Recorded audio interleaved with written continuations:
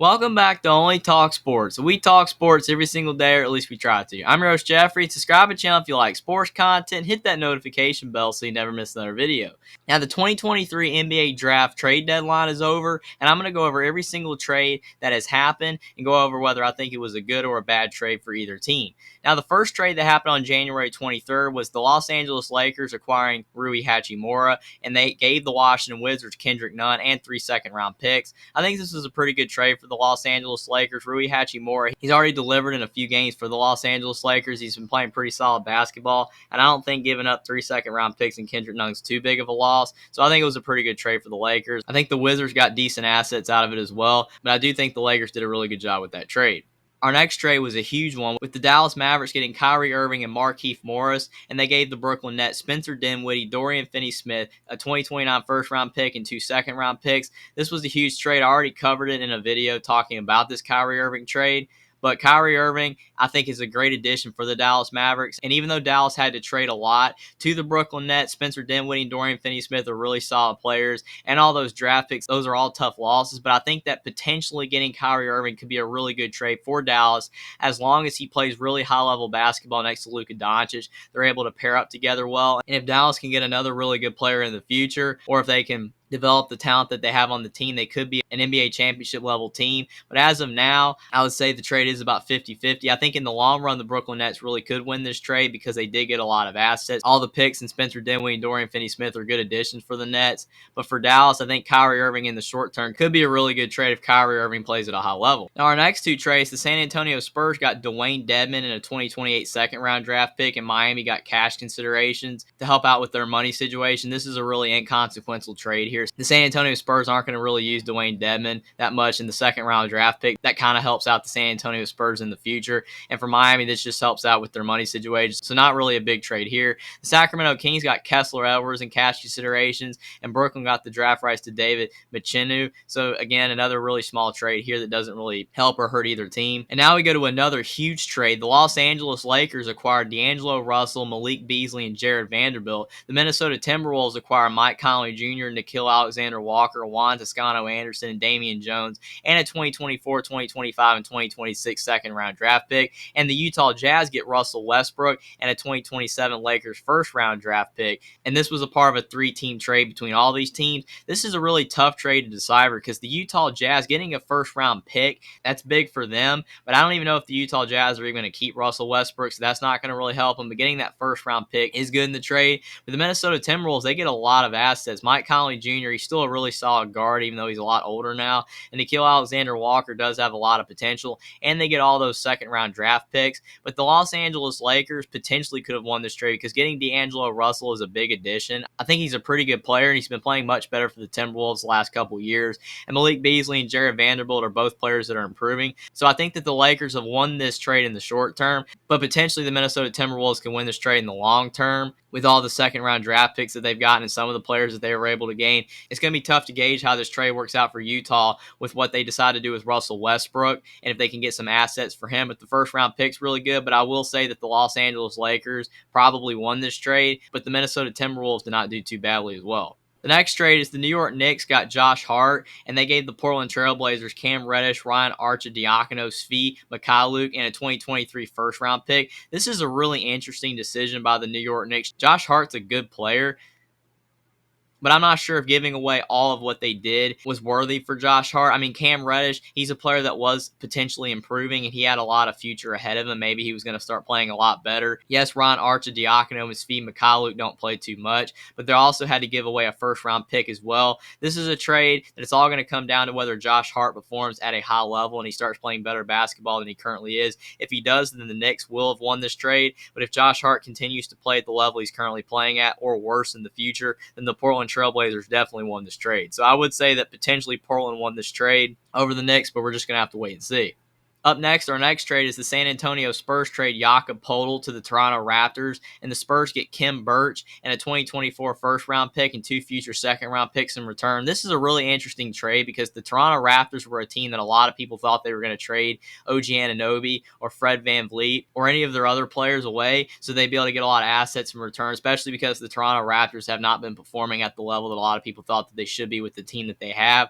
But instead of trading anybody away, they bring in Jakob Poeltl, and he's a pretty good player. He played well for the Spurs this past season, but he doesn't really fit into what Toronto's doing right now, especially because Pascal Siakam does play center most of the time. So it's going to be really interesting to see how they move the rotation around now that Jakob Poeltl's in the lineup with Pascal Siakam and the rest of the starting five. I think for San Antonio, they're just trying to trade everybody that they have right now to get picks, and that's what they got here with 2 future second-round picks and a first-round pick. So I think in the long run, the San Antonio Spurs definitely benefited from this trade because they're getting so many draft picks that they could potentially get some really good players in the future, make their team better. For Toronto, I think getting Jakob Poeltl is a good addition for their team, but it's a really interesting addition because he doesn't really fit into the roster very well. So I do think that the San Antonio Spurs did win this trade, especially in the long run. Now, our next trade is the big one that everybody's talking about. The Phoenix Suns get Kevin Durant and TJ Warren, and they traded to the Brooklyn Nets in return Mikal Bridges, Cam Johnson, Jay Crowder, 4 first-round picks, and a 2028 first-round pick swap. This is a huge trade because this is showing that the Phoenix Suns want to win right now with Chris Paul, Devin Booker, and DeAndre Ayton. Chris Paul does not have many years left of playing high-level basketball, maybe 2 to 4 years at best. Kevin Durant is still playing at a high level even at his age. He's still one of the top 10 players in the NBA, and his addition is really going to help out the Phoenix Suns, but it's only going to help out in the short term because their goal is to win an NBA championship, and they have to win it right now, especially if they want to win one with Chris Paul. I think that the Brooklyn Nets, it really stinks in the short term because you had to get rid of Kevin Durant, and you lost Kyrie Irving and James Harden as well, so you're not going to be able to win a lot of big games right now, but the Brooklyn Nets have so many assets now in the future that I think that potentially the Brooklyn Nets will be a much better team than the Phoenix Suns in the future because you have all these players like Mikal Bridges and Cam Johnson. You're going to be able to contribute to your team, and you also have all these first-round picks that you're going to be able to use in the future. So 5-10 years from now, the Brooklyn Nets could be really good with all these picks that they have. But for right now, the Phoenix Suns definitely won this trade, but they're going to have to win an NBA championship really soon if it's really going to pay off for them. Now, our next trade is the Boston Celtics got Mike Muscala from the Oklahoma City Thunder, and the Boston Celtics gave the Oklahoma City Thunder Justin Jackson and 2 second-round picks. This is another trade that's kind of inconsequential. I think that Mike Muscala is a decent player, and he will be able to help out the Boston Celtics, be able to shoot some threes off the bench. He's a 6'10 player that actually is a decent three-point shooter. So Boston's just trying to do everything they possibly can, just that little bit to help them win an NBA title this year. They really want to get that championship, and I think that getting Mike Muscala off the bench to be able to shoot some threes and spot minutes will be able to help them out, and that's what they're aiming for. Justin Jackson really wasn't providing anything for them, and 2 second-round picks isn't too consequential to give up. So I think that the Boston Celtics won this trade just because of their quest to win an NBA championship. Now, our next trade is that the Milwaukee Bucks ended up getting Jay Crowder because the Brooklyn Nets, they decided to send him to the Milwaukee Bucks, and the Brooklyn Nets got 2 second-round picks in return, and the Indiana Pacers also got Jordan Nwora, George Hill, Serge Ibaka, and 3 second-round picks. This is a really interesting trade. It's kind of interesting that the Brooklyn Nets decided not to keep Jay Crowder, probably because he's older, and they want to have a team full of young guys that they have on the roster right now. And the Milwaukee Bucks getting Jay Crowder, the Bucks are an NBA championship level team, and getting Jay Crowder will be able to help out with their rotation and their quest to win another NBA championship. So I think that's a good addition for them. And for the Indiana Pacers, they need a lot of help right now. Serge Ibaka is an older player. I don't know what they're going to do with him. But Jordan Nwora, he still has a lot of potential.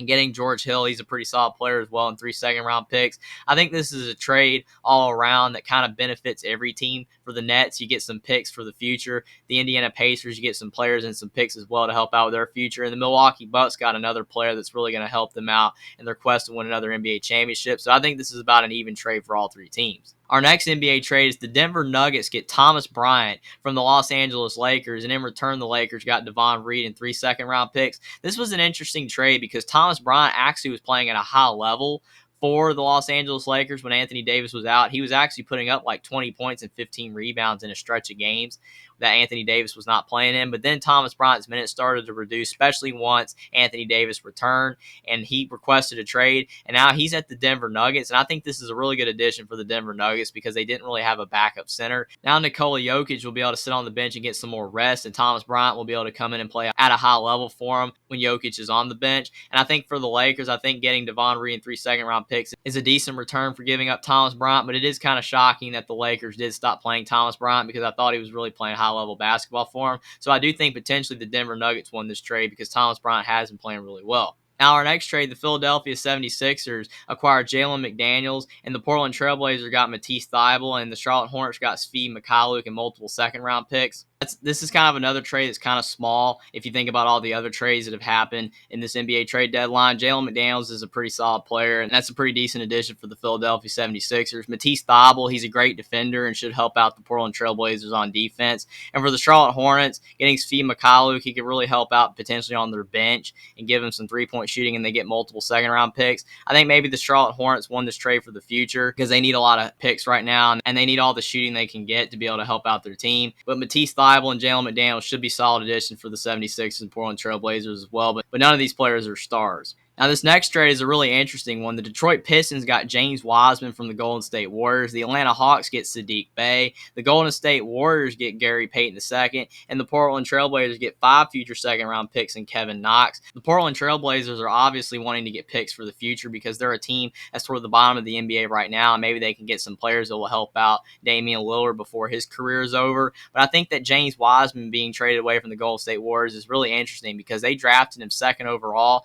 and he has not really performed at a very high level, but he was playing better at the beginning of this season, but he fell out of the rotation, and now he's with the Detroit Pistons where he could really help out a team that needs a lot of young talent. So James Wiseman could be a really good addition for Detroit. Saddiq Bey is a really solid player, so I think that helps out the Atlanta Hawks pretty well. Gary Payton II is now back with the Golden State Warriors, so his familiarity could help out the Warriors get back on track. But I think that the Portland Trailblazers won this trade because you're getting 5 second-round picks that could help out the Trailblazers in the future. And it'll be interesting to see if Kevin Knox can resurrect his career with the Trailblazers as well, because Kevin Knox has not had the NBA career a lot of people thought he would when he came out of college. And yet again, in another trade, the LA Lakers are involved. They acquired Mo Bamba, and the Orlando Magic got Patrick Beverley and a second-round pick in return. The Lakers want to win an NBA championship with LeBron, and they've done a lot to try to achieve that. I think Mo Bamba is a solid player, but he has not really been playing for the Orlando Magic this year, and he's been really struggling. And plus, the Lakers have a lot of players at the center position, Anthony Davis and Wenyen Gabriel, and now they got Jared Vanderbilt. So it's going to be very interesting to see how Mo Bamba fits in that rotation, because if the Lakers barely play Mo Bamba, then I think getting rid of Patrick Beverley was a bad decision, because at least Patrick Beverley plays really hard on defense, and he does give you some offense from the guard position. And the Lakers' biggest weakness is guard play. So if Mo Bamba is not able to crack into the rotation, then I think that the Lakers lost this trade, giving away Patrick Beverley and a second-round pick to the Orlando Magic. Now, our next trade is the LA Clippers acquire Mason Plumlee, and the Charlotte Hornets got Reggie Jackson and a 2028 second-round pick.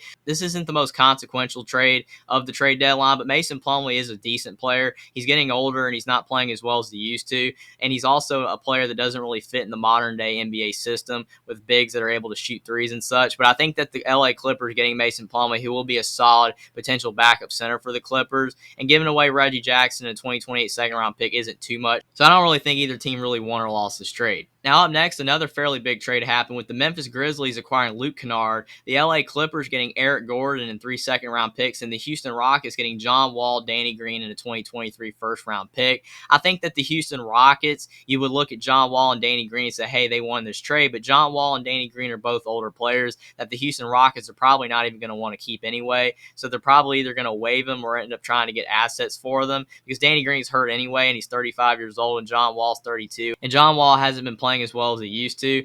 And the Houston Rockets, their whole entire team is really young, so I don't think they're going to keep either of them. Getting the first-round pick spot from the Clippers is a pretty solid addition for the Rockets, but I think that the LA Clippers potentially won this trade, getting Eric Gordon and 3 second-round picks. Eric Gordon's still a really solid player. He's been down with the Houston Rockets for many years, and Eric Gordon's now 34 years of age, but he's still putting up pretty good numbers at his age, and I think that he could be a really solid player coming off the bench for the LA Clippers as they try to win an NBA championship this year. And Memphis getting Luke Kennard, that's a really good addition for them as well. well because of the fact Luke Kennard is a really good shooter, and Memphis has been struggling from three this year. So I do think that Memphis and the LA Clippers did win this trade, but Houston could potentially win this trade if they get a really good player from the first round pick and are able to get some assets for John Wall and Danny Green. But I do think the Clippers probably won this trade overall, but Memphis is right behind. Now, our third to last trade, the New Orleans Pelicans got Josh Richardson from the San Antonio Spurs, and the Spurs got Devontae Graham and 4 second-round picks in return. The San Antonio Spurs are in complete tank mode right now, just like trading Jakob Poeltl to the Raptors.